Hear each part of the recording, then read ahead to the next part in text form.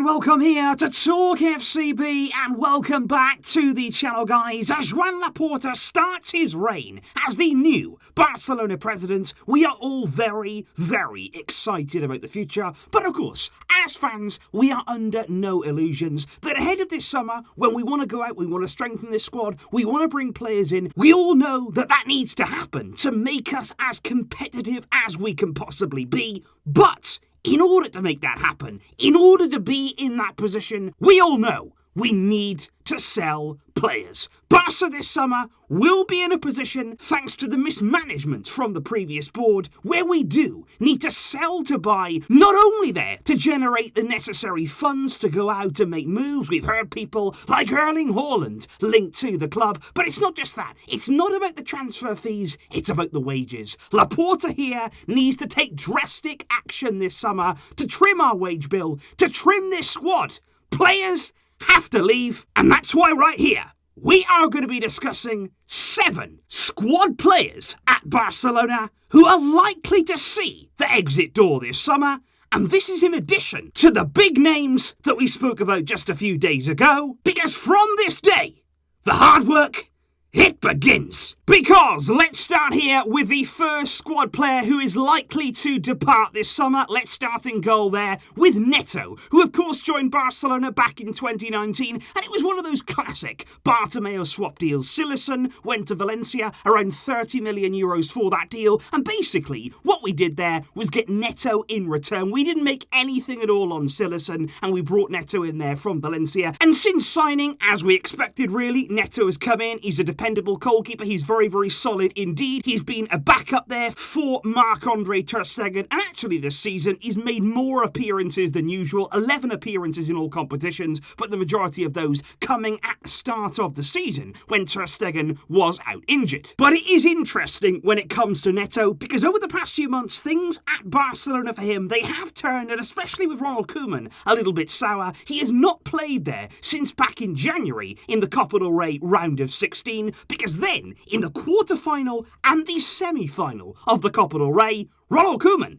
didn't go with Neto, he went instead for ter Stegen, and there was even rumours that Neto wanted to leave the club back in January, and I just feel as though right now, with the summer approaching, we need to trim that wage bill, we need to try and get in some sort of transfer fee for these kind of players. Neto turns 32 in the summer, he's a safe pair of hands, but I think we can all accept here that we can put faith in Iñaki Peña, even put faith there in Arnau Tenas. We have good quality young goalkeepers at the club. We don't need a high earner. We don't need somebody there to be a backup for ter Stegen, when all we have to do is look from within. Up next is a defender who appears to be, right now, quite a forgotten man in many ways, because I want to talk here about Jean-Clair Todibo, signed there back in January of 2019. It was a cut price deal, wasn't too expensive this one at all, just €1 million there because his contract was set to expire in France. And ever since signing, really, for Barcelona, it's just been one strange decision after another when it comes to Todibo, because he never really seemed to gain the trust of Ernesto Valverde, even though on the rare occasions that he did get to play, I think he played pretty well. I think he did some very, very good things. I think there about his performance at San Siro against Inter in the Champions League. He was brilliant there, up against Lukaku and Lautaro. But ultimately, he was never really given an opportunity. He went out on loan there to Schalke in January of 2020. Again, he showed promise, but it was in a poor team there who were already poor defensively, and they couldn't afford the deal to buy him permanently at the end of the season. And then you were looking at last summer. Ronald Koeman comes in. We're all wondering, given the fact that we didn't have many centre-backs at the club, would he put some trust in Todibo? But yet again, he didn't get that opportunity, as question marks then started to arise about his attitude, about the way that he was applying himself maybe there in training. He went out on loan to Benfica, again, question marks over his attitude. He left there without even playing for Benfica, returning to Ligue 1. And I think, to be honest, back in France there, he does feel a lot more settled. I think given his recent comments in the media just a few weeks ago now, when he was asked whether Barcelona could make a comeback against PSG, he didn't really seem as though he's going to be returning here. He doesn't seem to see himself as a Barcelona player. He wasn't really interested in what was going on at the club anymore. And I think, to be honest, he's probably a bit frustrated. He felt as though he deserved more of an opportunity. I think I'd probably agree with him. But of course, if there are problems, especially at a young age, with the attitude, with the application, at a club like Barcelona, that is never, ever going to be acceptable. And I think now, following the emergence of Mingueza, of Araujo, you've got the potential of Eric Garcia to come in this summer. Todibo may as well feel as though staying in France is his best bet, with Nice there having an €8.5 million clause to keep him permanently at the end of the season. Then indeed, it is time to talk about another young defender currently out on loan right now. It is Juan Miranda, who is still just 21 years old, despite maybe with the past season or so seeing his development just halt a little. Another player there who last season went on loan at Schalke, but he didn't seem to receive too much game time. This summer though, I think Juan Miranda, he had a much better move. He went there out on loan to a La Liga club, he went to Real Betis, and he's been doing brilliantly this season. He's also going back there, let's not forget, to the club where he actually developed as a youth player. He is from Betis, they know him there, and he's really done well under Manuel Pellegrini. Miranda's playing well, he's in the team regularly, Betis are doing well as well, and I think it's a really good fit for him there, and I'm happy for him, because I think he was actually one of those players whereby coming up through the Barcelona system, he was so highly rated. He played for the Spanish underage teams as well, but when he got to the first team, it just felt as though maybe it was a bit too soon. Now this summer, we've got the possibility to take him back. Maybe the club will feel as though he could fill in as a backup for Jordi Alba, or most likely, I feel, talks could take place with Real Betis about keeping him there, maybe on another loan, maybe extending that deal, or could a permanent deal be done? Especially there, given the fact we're going to be doing business anyway this summer with Real Betis on Emerson. Could Miranda, in some way, shape or form, be included in that deal?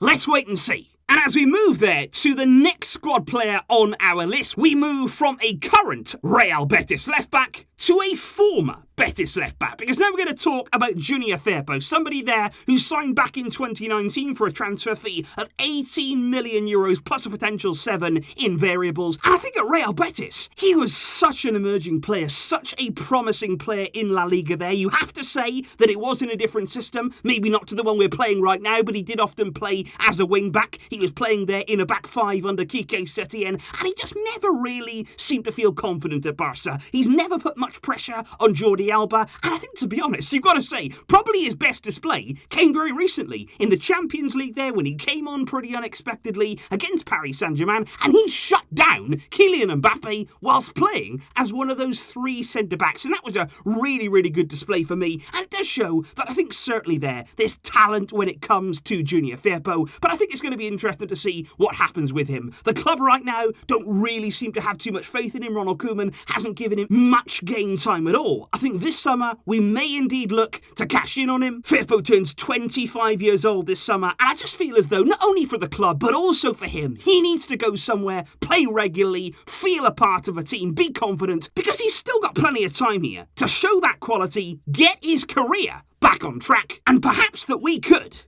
get back some of that transfer fee. Up next, though, we do move in to midfield, and this one is a really curious one indeed, and this is a typical Bartomeu signing. We're going to talk here about Matheus Fernandes, signed there in January of 2020 from Brazilian club Palmeiras for a fee, and I'm going to repeat this, of €7 million plus 3 in variables. Yes, that could be 10 million in total for a guy that at Barca we've barely even seen. When he was brought in, he initially went out on loan at Valladolid in La Liga. He hardly played there. He came back this summer and he's never been close. He has never been close there to breaking into Koeman's plans. Every single press conference there, whenever Koeman's asked about Matheus, he says basically there's so much that he's got to improve on. He's not really at the level that we need right now. And I just cannot believe here that we have spent 7 million, which right now for us in our financial state, that's a lot of money. We spent it there on somebody who clearly is not good enough. He's not not even that young. He is 23 years old this summer,